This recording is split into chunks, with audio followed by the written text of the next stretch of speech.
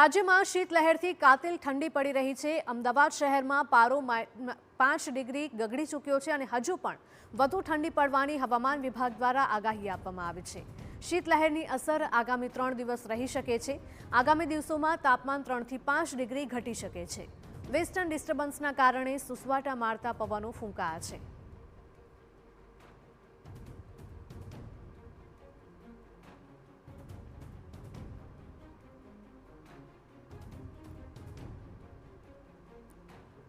તો પોરબંદરમાં પારો 9 ડિગ્રી સેલ્સિયસ નોંધાયો છે। આ તરફ રાજકોટમાં 9.2 ડિગ્રી નોંધાયો છે।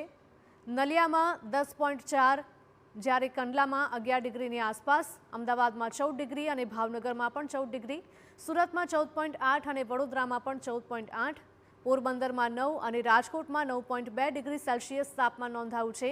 ડીસામાં અને ભુજમાં પણ 10 ડિગ્રી સેલ્સિયસ તાપમાન, નલિયામાં 10.4 અને કંડલામાં 11 ડિગ્રી સેલ્સિયસ તાપમાન નોંધાયું છે।